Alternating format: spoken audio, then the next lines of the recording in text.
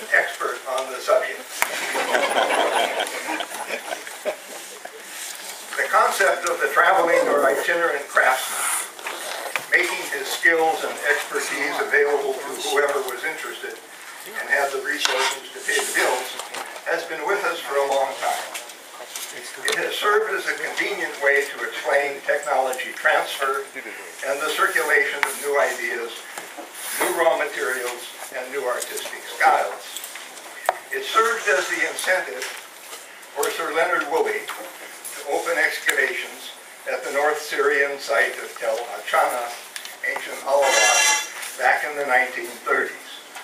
Woolley was convinced that the Cretan palaces, and especially the wall paintings that decorated the walls of those palaces, were the work of Levantine craftsmen invited by Cretan rulers to provide the skills in working with timber and hard stone in order to provide the newly minted Cretan rulers with the palaces they needed in order to emulate the much visited Oriental palaces at Mari, Alalak, and Ugarit. These are some of the first fresco fragments that Woolley found at Alalak, convincing him that his theory was correct.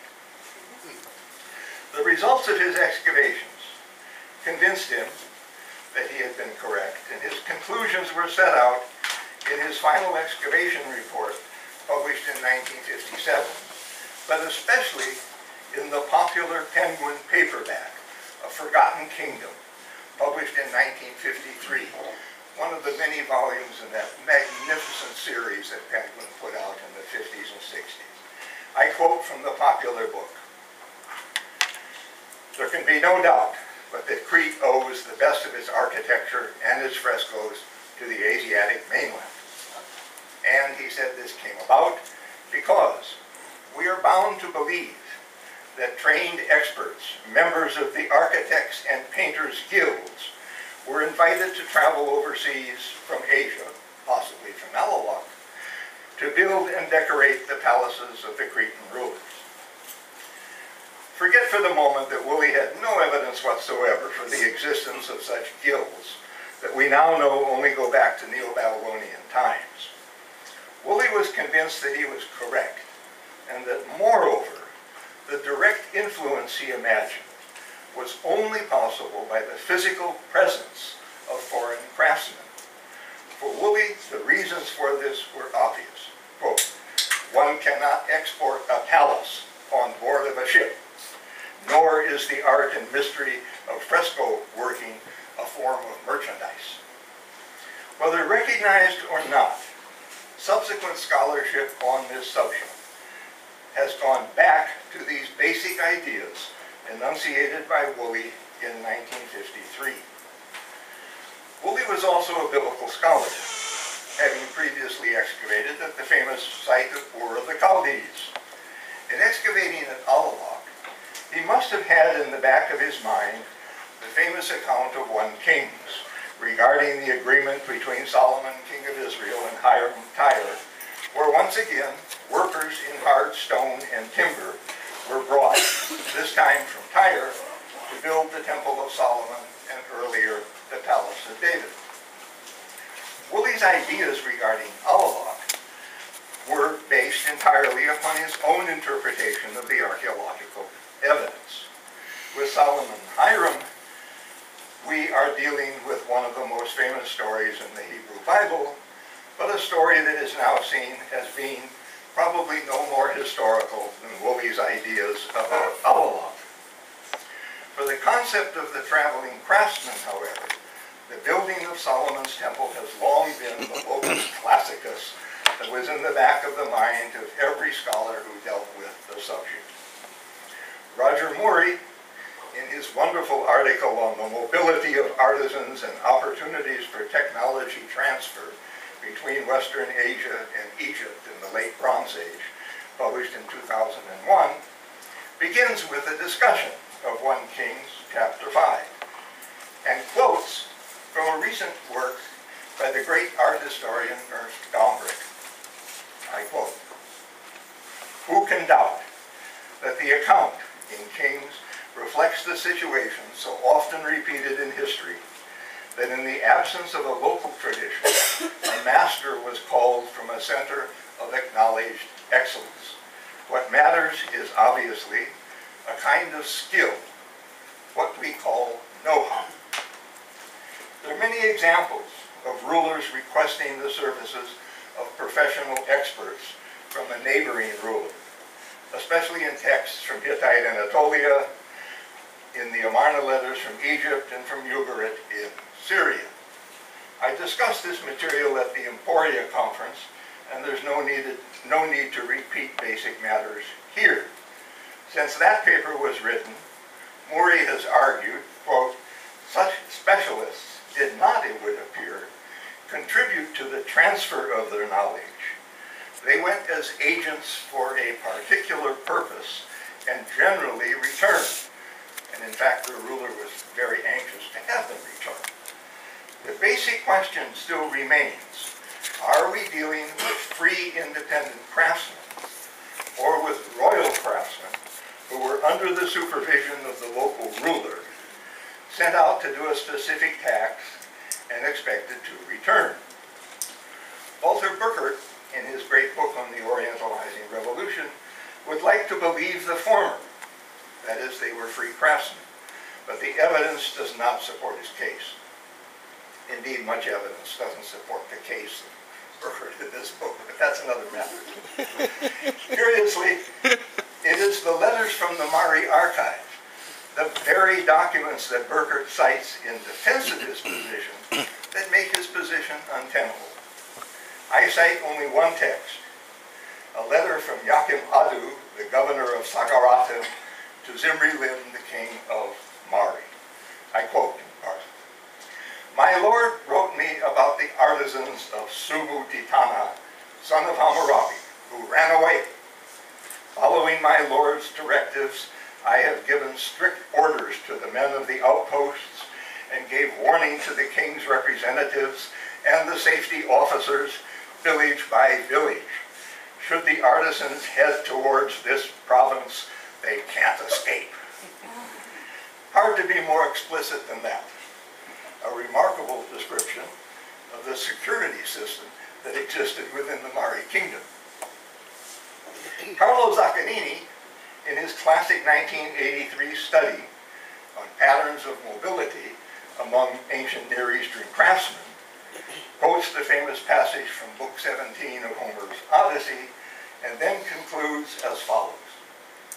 I want to stress that the passage quoted above does not offer evidence for wandering craftsmen who constantly move from one place to another. I will not touch here on the old, still popular issue of itinerant artisans in ancient Near Eastern society.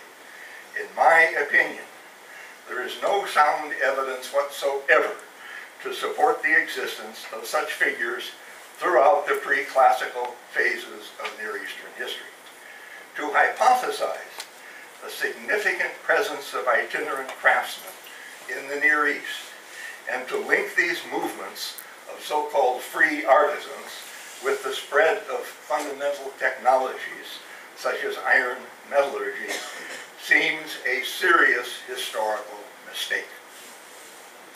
And yet, this is exactly what scholars have continued to do, even citing Zaccanini in what they seem to believe is support for their ideas.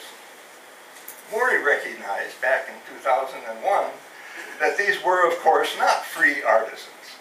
The autocratic tone of the royal correspondence emphasizes that, if emphasis is needed. What about Woolley's seminal ideas regarding Cretan palaces built and decorated by Near Eastern artisans? As so often happens in the world of archaeology, Woolley's arguments have been turned upside down. The evidence of Minoan-style wall painting from the early 18th dynasty palace at the site of Tel Adaba in the Egyptian Delta has convinced many scholars that this early 15th century Egyptian building must have been decorated by Minoan artisans, perhaps the very same ones who produced the magnificent wall paintings from Zesti 7 at Akrotiri on the island of Thera. Such ideas will probably turn out to have about as much validity as those of Sir Leonard Woolley. I do not wish to deny the importance of Aegean influence on Middle Bronze and Late Bronze Age palaces. Here is, whoops, what's happening? No, this is wrong. There, that's what we should be, yeah, okay.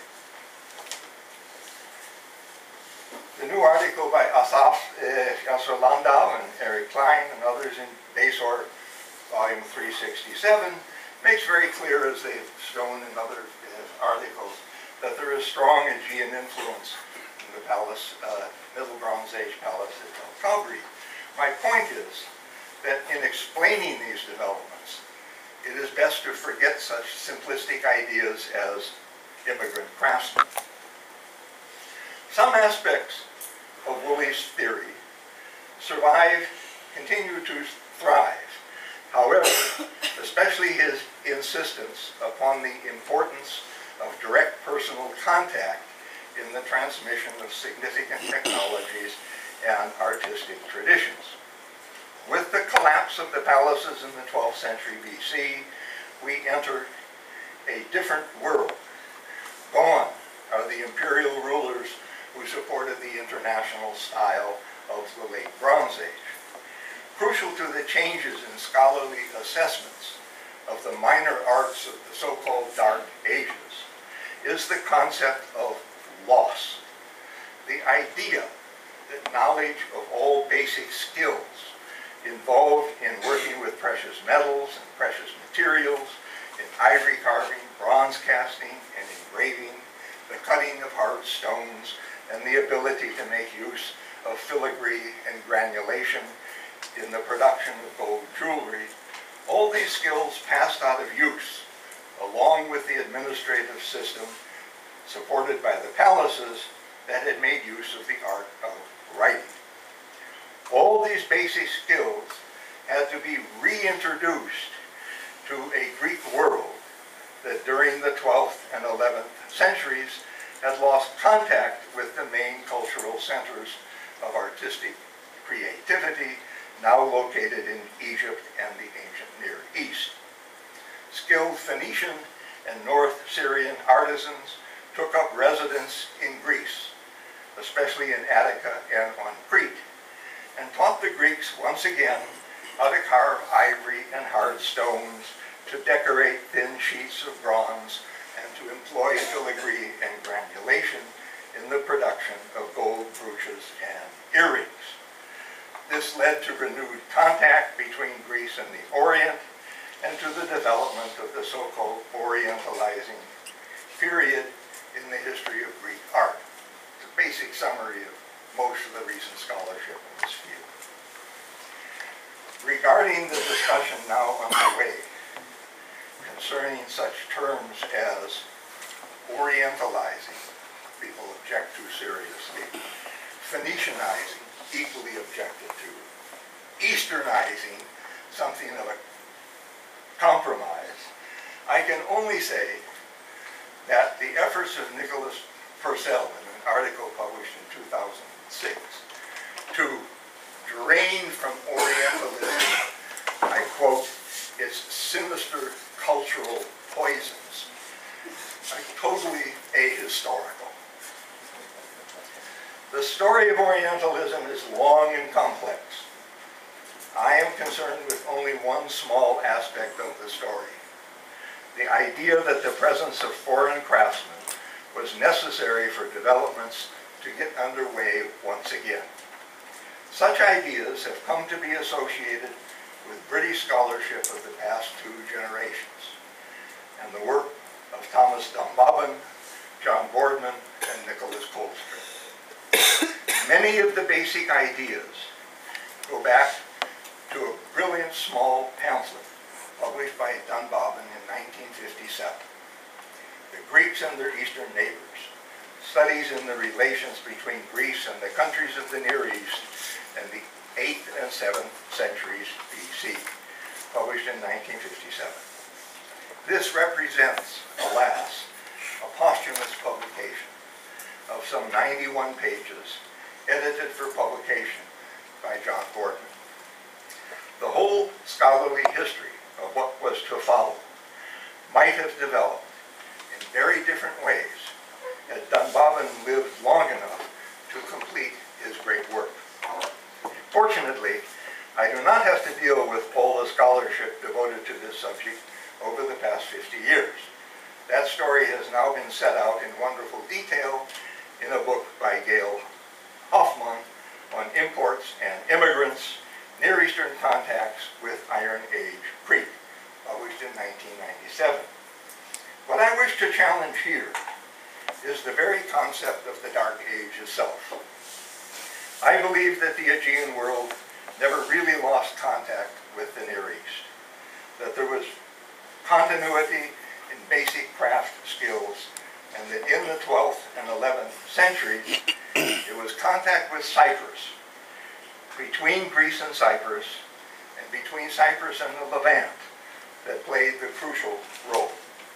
The major change that has taken place in all the scholarship on this subject over the past few decades involves the recognition of the importance of the role played by the island of Cyprus as the intermediary and driving force in the Eastern Mediterranean world during the so-called Dark Age. As always, some scholars saw things more clearly than others. Back in 1975, in his review of Desborough's book on the Greek Dark Ages, Nicholas Coldstream had this to say: "It is salutary for Hellenists to be reminded that throughout the Aegean Dark Age, Cyprus was always the greatest potential source of light and progress." Wonderful quote.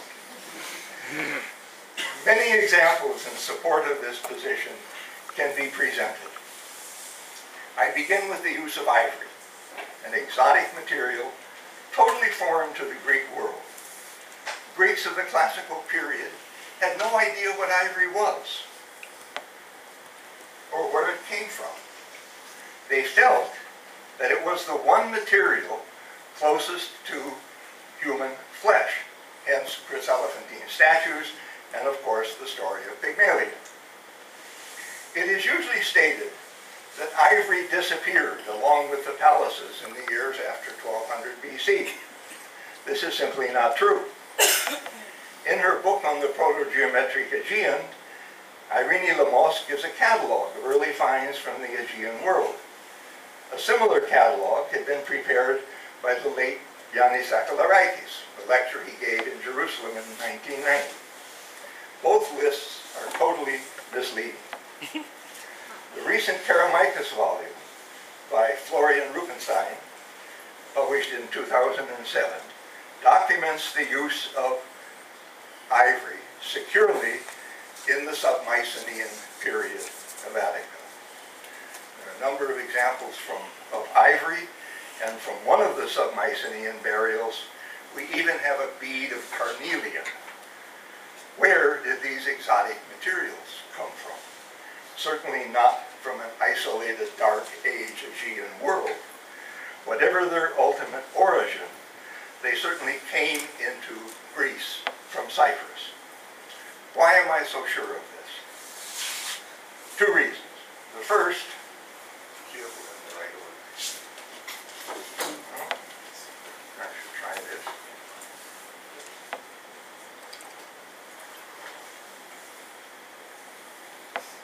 Center button. The first is the extensive use of ivory in 12th century Cyprus, documented especially from the rich Evrati tombs at Kuklia Polepophos. In addition to the wonderfully carved ivories from these tombs, one of the examples here, the excavators found over 1.5 kilograms of ivory waste that had simply been dumped into the wells with the 12th century cemetery at Evrati. Nowhere else in the 12th century do we find such quantities of ivory it is reasonable to believe that the sub-Mycenaean ivory from the Kerameikos came to Greece from Cyprus. Moreover, this ivory was used mainly for globular heads of iron pins. I have long argued that the skills involved in working with iron were also first developed in Cyprus, with both material and technology exported to Greece. In other words, the iron and the ivory pins used to decorate that iron, the ivory heads, both came from Cyprus into the Greek world. And all these iron pins are sub-Mycenaean, not early proto-geometric as usually published. This means they came from Cyprus to Greece during roughly 1150 to 1050 BC. In addition to the carved ivories, Evrati Tomb 8 also produced a series of extraordinary gold rings with bezels that bear gold cloisons filled with true enamel of different colors. This cloisonné technique is unknown anywhere in the Aegean world at this date, outside of these tombs from Cyprus. But in Cyprus, we find it in a slightly later context, again, in the famous scepter head from tomb 40 at Korean Kalarisiki, showing two falcons standing on a globe. What these finds demonstrate is the technological sophistication of Cypriot craftsmen in the 12th and 11th centuries BCE, especially their ability to work in gold, ivory, and iron. There seem to be no foreign craftsmen, no immigrant artisans from Egypt or the Levant present in Cyprus to provide instruction in such skills. What about copper and bronze, the metals for which Cyprus has always been most famous? This brings us to the contentious question of the date assigned to a series of bronze rod tripods, four-sided stands, large bronze cauldrons, and bronze amphoroid craters. Hector Kathleen firmly believed that the skills involved in making such bronze objects were lost in the years after 1200 and had to be reintroduced in the Greek world, so that most of the objects from a period of roughly 1200 to 900 were to be seen as heirlooms actually produced in the 14th and 13th century. This theory has been hotly contested, especially by the German scholar Hartmut Matthäus and the Greek scholar Yorgos Papasavvas. Without getting involved in the arguments that have gone back and forth over the years, and the amazing new article by Judith Weingarten that attempts to prove that the amphoroid crater from Kalarisiki tomb 40 actually dates to the 16th century, I find myself in complete agreement with Sarah Wallace that on balance there now simply seem to be too many large bronze objects in the early Iron Age of Crete for them all to represent imports. For me, this means that the large bronze vessels found in Crete were made in Crete. I show a magnificent example of a recently excavated amphoroid crater from the site of Pantanasa Mario in western Crete and dated to the 11th century BC. I see no reason to doubt the Cretan origin of this vessel. What is most remarkable is that it was found together with a Cretan imitation of a contemporary Cypriot vessel, a jug with ribbed body. So close were the connections between the two islands in the 11th century that the Cretans had already started to produce their own versions of Cypriot pottery. In this same period, we also have evidence for contact between Cyprus and Israel.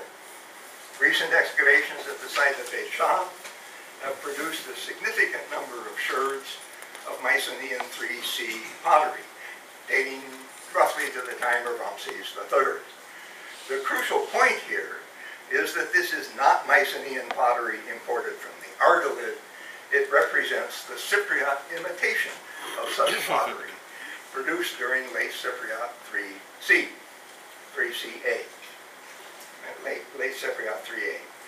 We even have one tiny sherd of late sub-Mycenaean pottery, which I think it really is, from a weighty band beat bowl imported from the Argolid, from new excavations at the site of Tel Es-Safi, most likely Philistine Gath. Commercial interconnections in the Eastern Mediterranean certainly did not come to an end in the 12th century. What about gold jewelry? And the bronzes from Knossos and the Idaean cave, the finds that have stimulated all recent discussion on immigrant craftsmen. A discussion that really goes back to Emil Kunz's great 1931 publication of the bronzes from the Idaean cave. Here, even John Boardman now seems to have his doubts. First of all, one has to distinguish between true Oriental imports, such as the bronzes from the Orion on Samos, and the bronzes said to have been made in Greece by Phoenician or North Syrian immigrant craftsmen, or by the Greek pupils of such craftsmen. The problem with the imports, I'm speaking here in particular of the material from Samos, the problem has always been that these objects were published by Ulf Jansson, a classical archaeologist who knew virtually nothing about Near Eastern art and archaeology. And scholars have been working ever since to sort out this problem. But Eastern imports, they remain, whether Phoenician, North Syrian, or Mesopotamian. The big problem remains the Oriental bronzes, said to have been made in Greece. The Oriental elements of many of these objects have always been recognized, but both Kunze in 1931 and Brock in 1957 insisted that the final product was unmistakably a work of Greek art. If one accepts cultural and archaeological continuity to the early Iron Age, as I do, then there is no need for the mysterious presence of immigrant craftsmen. I say mysterious because apart from the bronzes themselves, there has never been another trace of their existence. The famous foundation deposit from the Kaniale Teke tomb actually has nothing to do with the ancient Near East. Two recent quotations will have to suffice. The first is from John Curtis of the British Museum, one of our foremost Near Eastern archaeologists, who stated in 1994, "I do not know of any certain evidence for Oriental metalsmiths working in Greece, and I would prefer to regard this piece," and he's referring to the famous tympanon from the Idaean cave, "as having been made by local smiths who were copying Oriental motifs. If they didn't do a very good job of copying either, it's a very clumsy work. No Phoenician craftsman would ever have produced such a thing." This, of course, is directly contrary to all recent discussions. Boardman accepts that the shields were made on Crete, but in a workshop partly staffed by Oriental craftsmen. I prefer to accept the opinion of someone who knows Near Eastern archaeology.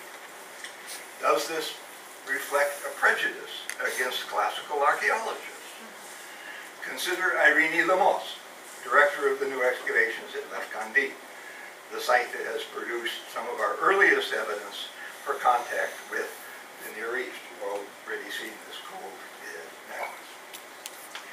Writing in 2003, Professor Lemos said, "Although I do not reject completely the idea of foreigners operating at Lefkandi, I believe it is also possible to suggest that local Euboean craftsmen were able, with the background knowledge of working with bronze, to experiment even if crudely, with gold.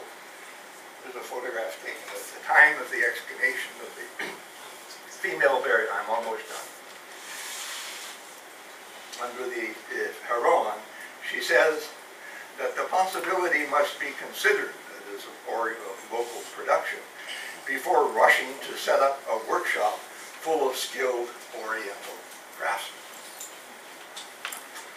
One could argue, does this take account of the archaeological evidence for actual Phoenician presence on the island of Crete?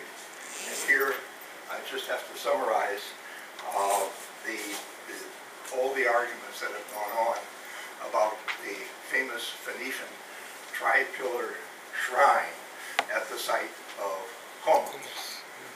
This I find a very peculiar idea for two reasons.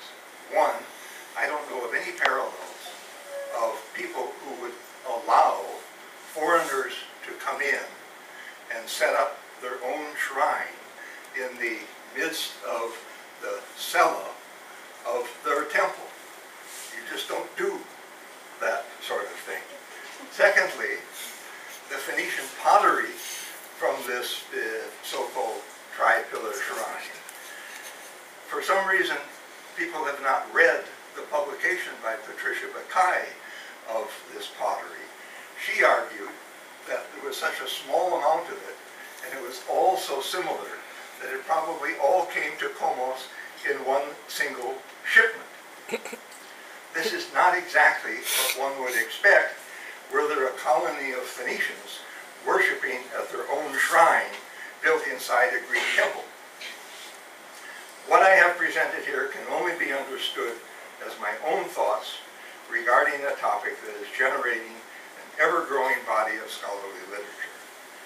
After living in the shadow of the Bronze Age for so many generations, Iron Age, Crete, Cyprus, and Israel are now in the process of taking over the limelight. Many of us would say that it is about time.